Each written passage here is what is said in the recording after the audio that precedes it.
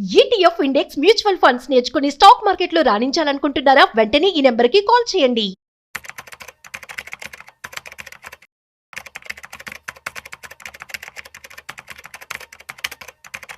నమస్తే, welcome to Vishnu talks. నేను విష్ణు. ప్రస్తుతం నాతో పాటు senior stock market analyst Sundararamareddy గారు ఉన్నారు. వారితో మాట్లాడదాం. సార్ నమస్తే. సార్ సుందరరామరెడ్డి గారు నమస్తే sir. Welcome to Vishnu talks. So Sundararamareddy గారు, ఈ వీడియోలో కాస్త బంగారం వెండి ధరల గురించి మాట్లాడుకుందాం. ముందుగా వెండి గురించి మాట్లాడుకుందాం సార్. ప్రస్తుతానికైతే వెండి దగ్గర దగ్గర రిటైల్ మార్కెట్లో 2,60,000 2,70,000 దగ్గర ట్రేడ్ అవుతోంది. 3 లక్షలకు వెళ్ళడానికి చాలా తక్కువ సమయం పట్టొచ్చని కూడా అనిపిస్తోంది. సార్ ఇప్పుడు ఒకవేళ సిల్వర్ కానీ ఒకే రోజు ఒక 10% కనుక ప్లస్ లో పెరిగితే, అంటే ఒకే రోజు వరల్డ్ వైడ్ గా ఒక 10% ఒక్కసారిగా పెరిగితే దాని ఇంపాక్ట్ అనేది ఆ నెక్స్ట్ డే ఎలా ఉంటుంది, ఆ కపుల్ ఆఫ్ వీక్స్ వరకు మార్కెట్ ని ఎలా ప్రభావితం చేస్తుంది అంటారు అసలు? రైట్. ఇప్పటి వరకు ప్రపంచవ్యాప్తంగా అయితే మోర్ దెన్ 10 times పెరిగిందండి. 10% సింగిల్ డే 10 times. లేటెస్ట్ గా అంటే ఈ రోజు ఇండియన్ మార్కెట్ లో +9 దగ్గర ఉంది. ఏది ETFs and silver even MCX లో కూడా +7% దాకా రన్ అవుతా ఉంది అనమాట. ప్రపంచవ్యాప్తంగా ఈ రోజు మార్కెట్లో అన్నింటిలో సిల్వర్ మార్నింగ్ ఓపెనింగ్ లోనే 8 to 10% దగ్గర ఓపెన్ అయింది అనమాట. ఎందుకంటే ఫ్రైడే అమెరికాలో 10% ప్లస్ లో ఉంది కాబట్టి ఆ ఎఫెక్ట్ ఉందనమాట. ఒక్క రోజులో కనుక సిల్వర్ 10% ప్లస్ లో కనుక ఓపెన్ అయితే, మరుసటి రోజు కూడా గ్రీన్ లో ఓపెన్ అయితేనేమో ట్రెండ్ కంటిన్యూ అవుతుంది. మరుసటి రోజు కనుక రెడ్ కనుక ఓపెన్ అయింది అనుకోండి, కపుల్ ఆఫ్ వీక్స్ వరకు మళ్ళీ ఇంకా ఆగిపోద్ది మార్కెట్. ఇప్పుడు ఫస్ట్ టైం February 26th 1974 లో 10% వచ్చిందండి. అది 1974 లో. అవును, February 26th. ఆ తర్వాత అది రికవరీ కావడానికి వారాలు పట్టింది. దగ్గర దగ్గర ఒక 50 ఏళ్ల క్రితం. అవును. నెక్స్ట్ మళ్ళీ 10% పెరిగింది. September 18th 79 లో పెరిగింది 10% సింగిల్ డే. ఆ తర్వాత కూడా పట్టణం స్టార్ట్ అయింది. పట్టణం రికవరీ కావడానికి మంత్స్ పట్టింది. తర్వాత December 27 1979 లో అండి 10% ప్లస్ పెరిగింది. బట్ మరుసటి రోజు నుంచి కూడా ఇంకా గ్రీన్ లోనే కంటిన్యూ అయింది. మరుసటి రోజు కూడా December 31st 1979 లోనే మళ్ళీ ఈ రోజు 10% ప్లస్ అయిందండి. మరుసటి రోజు కూడా 24 ప్లస్ అయింది. అంటే ఇంకా అది పెరుగుతూనే ఉంది అట్లా. అంటే జస్ట్ 3 days లోనే 45% పెరిగిందండి. ఆ రేంజ్ లో, ఆ టైంలో బాగా పెరిగింది. తర్వాత మళ్ళీ January 2nd 1980 లో వచ్చిందండి. ఆ రోజు 10% పెరిగింది. మరుసటి రోజు పట్టణం స్టార్ట్ అయింది. తర్వాత 1980 లో January 15వ తారీఖు అది మార్కెట్ పెరిగింది, అది ఆగిపోయింది. తర్వాత 1980 లోనే January 18th పెరిగింది 10%. అంతే, మంత్స్ పట్టింది రికవరీ కావడానికి. అంటే 87 లో April 24th 10% పెరిగింది. మరుసటి రోజు నుంచి మళ్ళీ పట్టణం స్టార్ట్ అయింది మార్కెట్. అలాగే 2020 August 6th 10% ప్లస్ అయిందండి. మరుసటి రోజు నుంచి పట్టణం స్టార్ట్ అయింది. మళ్ళీ నిన్న December 26th అమెరికన్ మార్కెట్ లో వరల్డ్ వైడ్ గా అన్నింటిలో కూడా +10 అయింది. మన మార్కెట్ క్లోజ్ అయినాయి కాబట్టి ఈ రోజు ఓపెన్ అయింది. ఈ రోజు మండేకి. రేపు చాలా ఇంపార్టెంట్. రేపు కనుక పట్టణం స్టార్ట్ అయిందంటే సిల్వర్, అది రికవరీ కావడానికి వీక్స్ నుంచి మంత్స్ పట్టింది. కాబట్టి ఇప్పుడున్న భూము ఉంటుందని కంటిన్యూ అవుతుందని గ్యారెంటీ ఏం లేదు. ఇప్పటికే మార్నింగ్ ఈటీఎఫ్స్ ప్లస్ లో ఓపెన్ అయిన కరెక్ట్ బ్యాక్ వస్తున్నాయండి. అంటే ఖచ్చితంగా రేపు చాలా ఇంపార్టెంట్. రేపు కనుక అది రెడ్ లో ఉందనుకోండి, మనం సిల్వర్ ప్రాఫిట్ బుక్ చేసుకోవటం 50% లేదా మొత్తం బుక్ చేసుకొని కపుల్ ఆఫ్ మంత్స్ తర్వాత మార్కెట్ లోకి ఎంటర్ అవడం better. End of day industrial activity పెరుగుతున్న మాట నిజం, ఎలక్ట్రికల్ వెహికల్స్ యూసేజ్ పెరగడం మాట నిజం, అండ్ ఇది సోలార్ ప్యానల్స్ వాటికి సోలార్ యూసేజ్ నిజం. బట్ ఎంతున్న అబ్నార్మల్ యాక్టివిటీ ఇంత రావడానికి అవసరం లేదు. అక్కడ టూ మచ్ స్పెక్యులేటివ్ యాక్టివిటీ నడుస్తుంది వరల్డ్ వైడ్ గా. అక్కడ ఏమవుతుందంటే 1 kg ఒరిజినల్ మెటల్ ఉంటే సిల్వర్ 300 కాంట్రాక్ట్స్ ఈటీఎఫ్స్ రూపంలో కానీ ఫ్యూచర్స్ అండ్ ఆప్షన్స్ రూపంలో కానీ ట్రేడ్ అవుతున్నాయి. అంటే ఒరిజినల్ దానికన్నా కూడా ఈ పేపర్ మీద బెట్ కాసే వాళ్ళు ఎక్కువ అవుతున్నారు. దాంతో స్పెక్యులేషన్ ఎక్కువ ఉందన్నమాట. అందుకని సిల్వర్ ఇంకా పెరగదు అని చెప్పేసి బెట్ కాసే వాళ్ళందరూ రాంగ్ అయిపోయేసరికి ఏంటంటే వాళ్ళ షార్ట్ కవరేజ్ కోసం ఇంకా కొంత మెయిన్ చేస్తున్నారు. దాన్ని మనం స్క్వీజ్ అంటాం, సిల్వర్ స్క్వీజ్ అంటాం అనమాట. ఇప్పుడు ఇక స్క్వీజ్ నడుస్తుందండి. ఆ స్క్వీజ్ అయిపోయింది అనుకోండి, కొత్త కొనే వాళ్ళు ఉంటారు. ఇంకా ఇంతమంది నేను షార్ట్ కొట్టాను, ఈ రోజు క్లోజ్ చేసుకున్నాను, రేపు నుంచి నేను షార్ట్ కొట్టను ఇంకా అంటే ఇంక పెరగదు. ఇంకా మనం దాన్ని టెక్నికల్ గా యాంటీ క్లైమాక్స్ అంటాం. రైట్. సో సుందరరామరెడ్డి గారు, ఇప్పుడు మీరు అంటే సిల్వర్ లేదంటే గోల్డ్ ఆర్ సిల్వర్ పెరగడానికి కొన్ని టెక్నికల్ రీజన్స్ చెప్పారు ఇప్పటిదాకా. ఒక కామన్ మ్యాన్ కి ఉన్న ఫండమెంటల్ క్వశ్చన్ ఏంటంటే, ఒక కామన్ మ్యాన్ కి ఉన్న ఫండమెంటల్ క్వశ్చన్, ఎందుకు అసలు ఈ సెంట్రల్ బ్యాంక్స్ అనేవి 100 టన్నులు 1000 టన్నులో ఈ సిల్వర్ ని బంగారాన్ని కొని తమ దగ్గర ఉంచుకుంటున్నాయి అన్నది ఒక కామన్ మ్యాన్ కున్న క్వశ్చన్. ఏం అవసరం సెంట్రల్ బ్యాంక్స్ కి వేల టన్నులు, వందల టన్నులు కొని వాళ్ళ దగ్గర భద్రపరచుకోవడానికి. ఇప్పుడు సెంట్రల్ బ్యాంక్స్ దగ్గర డబ్బులు ఏదైనా మిగిలింది అనుకోండి, ఈ సంవత్సరం ప్రాఫిట్స్ వచ్చినాయి అనుకోండి సెంట్రల్ బ్యాంక్స్ కి, అది ఏదో ఒక ఎసెట్ రూపంలో దాచాలి కదా. సెంట్రల్ బ్యాంక్స్ కి ఇప్పుడు మనీ ప్రింట్ కొట్టినాయి, ప్రింట్ కొట్టినప్పుడు కొంత కమిషన్ వస్తుంది వాళ్ళకి. అలాగే గవర్నమెంట్ సెక్యూరిటీస్ మొత్తం ఎలా పట్టేస్తా ఉంటారు, తిరిగి కొంటా ఉంటారు, కొంత డబ్బులు మిగులుతుంది. అలాగే వీళ్ళ దగ్గర ఫారిన్ కరెన్సీలు ఉంటాయి కదా, డాలర్ స్ట్రాంగ్ అవుతుంది అనుకోండి, వీళ్ళు కొన్నప్పుడు తక్కువ రేట్ ఉంది, ఇప్పుడు పెరిగిన రేట్ దగ్గర ఎక్కువ వస్తుంది కదా, ఆ మార్జిన్ వస్తుంది కదా, అట్లా వీళ్ళకి రకరకాల రూపంలో డబ్బులు వస్తూ ఉంటాయి. ఒక Indian RBI bank central government కి సంవత్సరానికి మోర్ దెన్ 1,00,000 కోట్లు డివిడెండ్ రూపంలో ఇస్తుంది. అంటే అందరూ అనుకున్నట్టు ఇవి నాన్ ప్రాఫిట్ ఆర్గనైజేషన్ కావండి, ఎంతకంత ప్రాఫిట్ వస్తూ ఉంటది. ప్రపంచంలో ప్రతి సెంట్రల్ బ్యాంక్ డబ్బు వస్తూనే ఉంటుంది ఏదో రూట్ లో. వచ్చిన వాటిని ఏదో ఒక రూపంలో స్టోర్ చేయాలి కదా, దాన్ని సేవ్ చేయాలి కదా. ఇప్పుడు నా శాలరీ ఉంది అనుకోండి, నేను స్టాక్ మార్కెట్ లో ఇన్వెస్ట్ చేస్తున్నాను, ఇన్వెస్ట్మెంట్ చేస్తాను కదా స్టాక్స్ లో, లేదా రియల్ ఎస్టేట్ లో చేస్తాను కదా, లేదా గోల్డ్ లో చేస్తాను కదా. అట్లా ప్రతి మనిషి కనుక వాళ్ళు మిగిలిపోయిన డబ్బును కనుక వేరే అసెట్ లో ఎలా ఇన్వెస్ట్ చేస్తారో సెంట్రల్ బ్యాంక్స్ కూడా అంతే ఇన్వెస్ట్ చేస్తాయి. అంటే ఇక్కడ వస్తు రూపంలో ఆ అమౌంట్ ని కన్వర్ట్ చేసుకుంటున్నాయి. అంతే, అవును అవును, వస్తు రూపంలో అమౌంట్ ని కన్వర్ట్ చేసి వాళ్ళ దగ్గర పెట్టుకుంటున్నారు. అవును, మెటల్ రూపంలో కొని పెట్టుకుంటున్నారు. ఎందుకు అంటే డాలర్ లో ఇంత ముందున్నంత అవసరం వాళ్ళకి లేదు ఇప్పుడు. సపోజ్ ఇండియానే ఉంది అనుకోండి, ఇండియా వాళ్ళు ఇంత ముందు 100% ఆయిల్ మొత్తం బయట నుంచి తెచ్చుకునే వాళ్ళు, వాళ్ళకి డాలర్లు పే చేసేవాళ్ళు. ఇప్పుడు 50% రష్యా నుంచి తెచ్చుకుంటున్నారు కదా, రష్యా నుంచి, అది ఇండియన్ రూపీలో పే చేస్తున్నారు కదా వాళ్ళకి. అప్పుడు అలాంటప్పుడు రష్యా వాళ్ళకి డాలర్ మనం ఇచ్చే పని లేదు కదా. అంటే డాలర్తో ఇంత ముందుతో పోల్చుకుంటే ఇప్పుడు అవసరాలు తగ్గిపోతున్నాయి. ప్రపంచంలో మెజారిటీ కంట్రీస్ అన్ని కూడా వాళ్ళ లోకల్ కరెన్సీలో ట్రేడ్ చేసుకుంటున్నాయి. అందుకని డాలర్ తో ఇంత ముందునంత పని లేదు ఇప్పుడు. అందుకని ఇంత ముందు ఏంటంటే ఎవ్రీ ఇయర్ అమెరికన్ డాలర్లు ఇన్వెస్ట్ చేస్తే వాళ్ళకి యావరేజ్ మీద ఒక 3 to 4% పెరుగుతూ ఉంటుంది.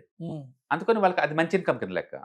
రెండోది, వేరే కంట్రీలో ఏదైనా అర్జెంట్ కొనాలంటే వాళ్ళకి డాలర్లో పే చేయాలి కాబట్టి ఎప్పటికైనా పనికొస్తుందని చెప్పేసి డాలర్లో స్టోర్ చేస్తూ ఉంటారు. అంటే డాలర్లో స్టోర్ చేయడం వల్ల సెంట్రల్ బ్యాంక్ వచ్చిన అడ్వాంటేజ్ ఏంటంటే అర్జెంటుగా కంట్రీ నీడ్స్కి ఏమైనా ఉంటే ఇంపోర్ట్ చేసుకోవచ్చు వేరే కంట్రీస్ నుంచి. రెండోది, డాలర్ ఎవ్రీ ఇయర్ 3 to 4% దాకా పెరుగుతూ ఉంటుంది బై డిఫాల్ట్. అందుకే ప్రపంచవ్యాప్తంగా అందరూ కూడా అమెరికన్ గవర్నమెంట్ సెక్యూరిటీస్లో ఇన్వెస్ట్ చేస్తూ ఉంటారు. ఇప్పుడు ఏమైందంటే గత కోవిడ్ కాడ నుంచి అమెరికన్ గవర్నమెంట్ టూ మచ్గా డాలర్ ప్రింట్ కొట్టడం వల్ల వీళ్ళు లోకల్ వరల్డ్ వైడ్గా వచ్చిన అన్సర్టనిటీ వల్ల ఏంటంటే లోకల్ కరెన్సీలో ట్రేడ్ చేయడం బిగిన్ చేశారు. అప్పుడు ఇంత ముందులా నాకు డాలర్ అవసరం లేదు ఇప్పుడు. అంటే ఇప్పుడు కోవిడ్ తర్వాత నుంచి ఇలా వాళ్ళకు వచ్చిన లాభాలని ఇలా మెటల్స్ రూపంలోకి ఇన్వెస్ట్ చేసుకుని భద్రపరచుకోవడం అనే, అంటే వాళ్ళకు ఒక ప్రేరణ కలిగించిన అంశం ఈ కోవిడ్ నుంచి అమెరికన్ ఎక్కువ ప్రింట్ కొట్టడం నుంచి. దాంతో ఏంటంటే డాలర్లో 100% నిల్వ ఉంచే బ్యాంకులన్నీ కూడా డాలర్లో ఉంచి కొంత పార్ట్ ని గోల్డ్ గా కన్వర్ట్ చేసుకొని స్టోర్ చేస్తుంది. ఇప్పుడు ఇండియా ఉందనుకోండి, ఒకప్పుడు టోటల్ మన దగ్గర ఆర్బీఐ ఉన్న అసెట్స్ లో ఈ గోల్డ్ అనేది 4% ఉండేది, ఇప్పుడు 30% చేశారు దాన్ని. అప్పట్లో 500 టన్స్ ఉండేది సెంట్రల్ గవర్నమెంట్ దగ్గర, సెంట్రల్ బ్యాంక్స్ దగ్గర. ఇప్పుడు 800 టన్స్ వచ్చినాయి కదా. అంటే వీళ్ళు కూడా గోల్డ్ నిల్వ చేయడం ఎక్కువ అవుతుంది.